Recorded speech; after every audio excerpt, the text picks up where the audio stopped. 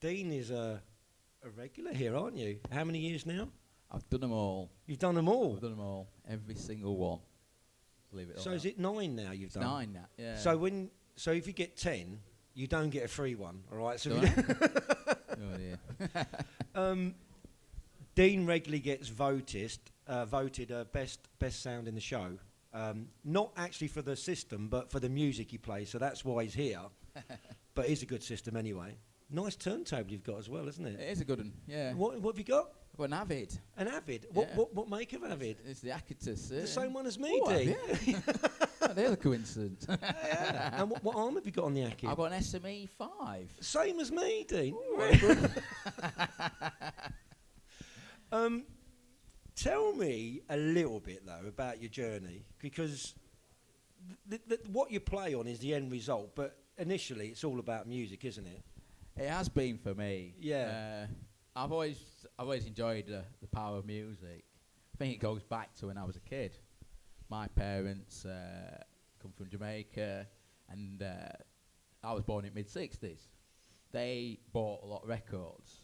They bought a lot of original ska, bluebeat, rocksteady, early reggae stuff. Mm. So I grew up learning how to play those records on the radiogram, as it was in those days. Yeah.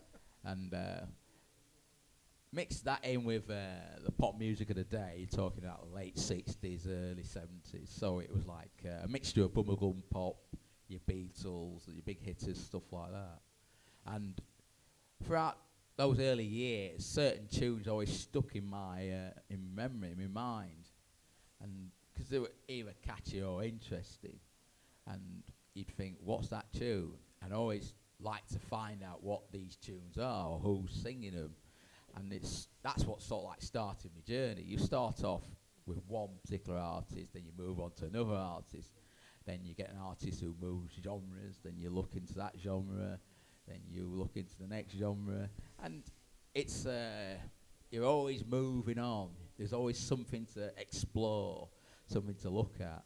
Another thing also was when I was growing up, I went to a fairly, you could say, multicultural school. So you had people who were into reggae, you had people into funk and soul, and because I lived in Sheffield, Sheffield was quite big in heavy metal and rock music. So I had mates who was into all these styles of music. So when you went round their houses or whatever, they'd be playing a tune, and you think, "What's this tune?" You think, "Oh, I like that one. I don't like that one as much. Who's this band?" And it allows you to explore. Human League, right? Human League. Human League, there, Sheffield, yeah. Heaven 17, Jarvis Yeah. Cocker, Richard Hawley. I used to go clubbing with Richard Hawley because he used to live. It's one of my favourite guys, Richard. Yeah, he used to live next area along from where I used to live, and we used to catch the late bus home. And usually around Sheffield, when you see somebody, you always acknowledge them. And we just got talking. Not like London, then. Certainly not like London, I'm afraid. And you get to see a lot of the musicians in Sheffield because they're usually approachable. You can, like only the other day I saw Jarvis Cocker. Even though he lives in France, he comes back to Sheffield quite a lot. Why wouldn't you? And why wouldn't you? And you see Phil Oakey around because he Yeah. still lives in Sheffield, and that. And Richard Hawley's still there. So you see all these people. Do you find with music that you tend to do it like backwards sometimes? So you find an artist and you realise that actually that's their 10th or 12th album, and then you think, "Oh, I got what were you doing before that?" And you sort of go backwards. Well, yes, if you, because there's so many artists out there, and you're not always first to the party with a particular artist, and you think, "Oh, what else has this person done?" Then you may ask people, or if you're in a record shop, you might see a CD or a record, you think, "Oh, I've heard of that one. I'll gamble on that," or that sort of thing. It's a lot easier now with the internet. Have you bought a record just purely on how it looks on the cover, without even knowing who they are? Just think that looks an interesting album cover. Oh yeah, I've done that quite a few times. One of the times I did it when I was younger, there's a band called the Ohio Players. Right, they were a very funky band, very good, recommended. But their covers are very, quite erotic. So when you're It's like the X-rated part of the show, That's chaps. Yeah. so when you're like a 14-year-old and you're seeing some Yes. woman covering herself in a Cut. Time out. Time out. Yeah, well, enough Funny. of that. you think, wow.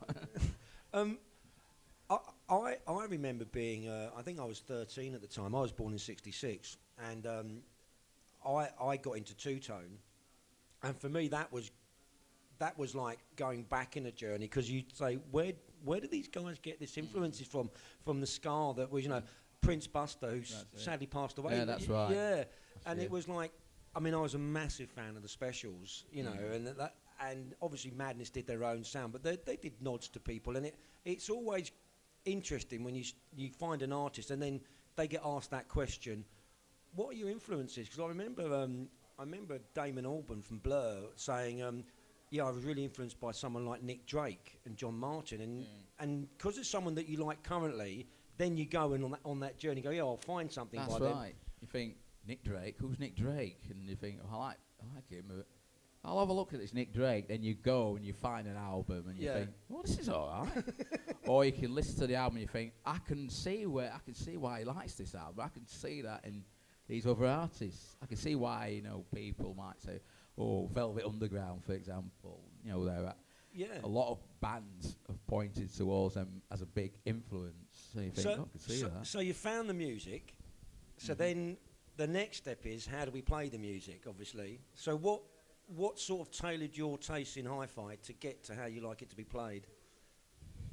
I like... Because you've got, I've got a crib sheet here, so you've got valves. I use a lot of valves, yeah. I'm not anti-solid state. No, that's glowing bottles to some people, right? Little glowing bottles of loveliness. I've picked my system because to me it gives me a natural, consistent sound, a good sense of tone and dynamics, naturalness. I'm not into 100% accuracy. Because one of the downsides of buying music is you're at the mercy of the producers, how it's recorded. So if you have something that's ultimately accurate, it's going to make some records just sound I think very flat. If you did something like, is it Country Boy, Muddy Water? That recording is like, it's got to be like 55, 60 years old, and you play it on any system, because it was just two microphones and so well recorded, everyone goes, wow, blows your mind. And then you get modern recordings that we are at the mercy of how it's produced in the end of the day. That's it, yeah. There's been this loudness wars and a lot of compression, etc., etc. And you get a record, and you got to say, oh, do I persevere with it because I like the music, or do I sling it because I don't like the sound quality? I've always gone for the music because I like music. If you go just purely for the sound quality, you're going to narrow your taste. Exactly. And I've always, people come into my room every year, and I play a wide range of stuff. I purposely don't play the usual hi-fi big hitters. No, I've listened to your system a lot over the years, and it seems to be. It's more tailored to be sympathetic to the music rather than tailored for the music, if you get my drift. Well, that's it. You put something on and you can enjoy it. Yeah. If it's well recorded, not so well recorded, it gets to the essence of the music. I think the point we're all trying to make is that it's about the music, and the hi-fi is comes second. It's secondary. Even though I love hi-fi, I like looking at hi-fi, I like to talk to designers, see what was special about it. At the end of the day, it's down to the music, and without the music, I'll be lost. Yeah. So, people are going to come to the show. What would you say, if you're coming for the first time? What would you say is the best thing to do? I'd come with an open mind and bring some music. So ask the people to play it, because I've never turned anybody's request down if they've brought a CD or an album. Even if it's cleared the room? Even if it's touch wood, that's not happening yet. There's always a first. But end of the day, if somebody brings a CD, an album down, you might not have heard it. That's happened once or twice. Somebody's brought a CD in and goes, "Oh, what's this?" And I played it and I thought, "Oh, that's good."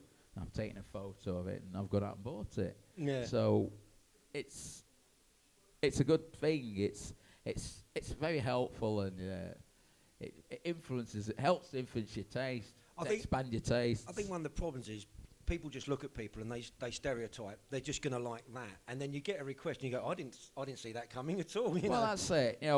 One of the things with music in this country and the music industry, is that they like to, they're less likely to gamble. Yeah.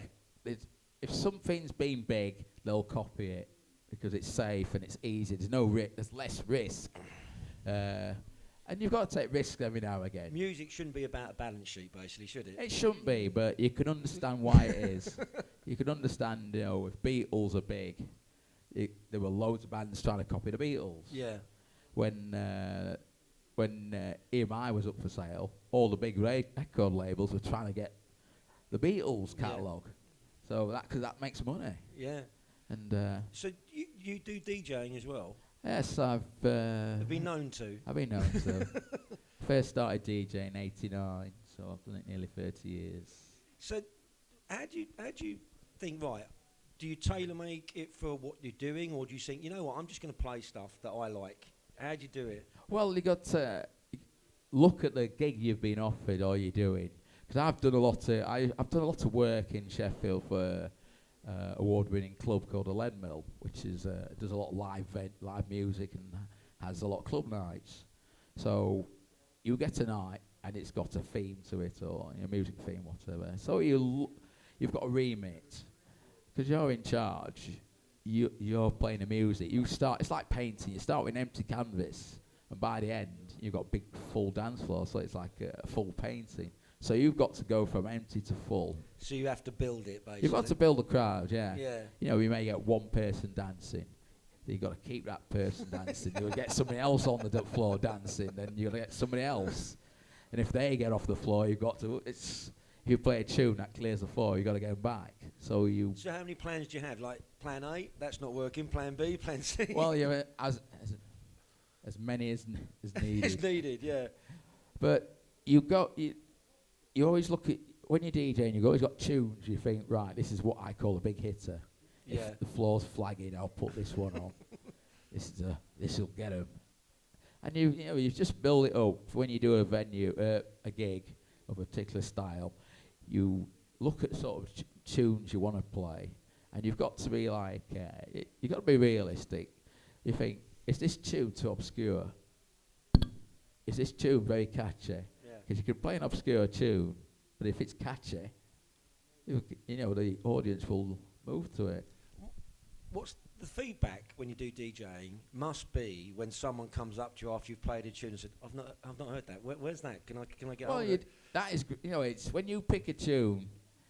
If you're doing a venue where they're playing a lot of new stuff, and you get a tune, you pick a tune, you bought it on 12-inch, on import, whatever, and you play it, and the crowd goes wild. And the blokes coming on, women coming in. What's this tune? What's this tune? That's the buzz, right? That's the buzz. You think, yeah, I'm the man, sort of thing. Or when you finish the night and people come up to you and shake your hand and say, oh, well, I enjoyed that, great music, that sort of thing. That gives you a buzz. And you think, oh, yeah. Better than the money, obviously. If only. Yeah. Well, thanks for speaking to us today. Dean's given us some time today. He's a very busy man because his room is very popular at the show because he plays such a wide range of music. So thanks for giving us a bit of your time today. Thank you very much. You need to go back and do some work now. Oh dear. All right. Cheers, mate. Thanks. Thank you very much.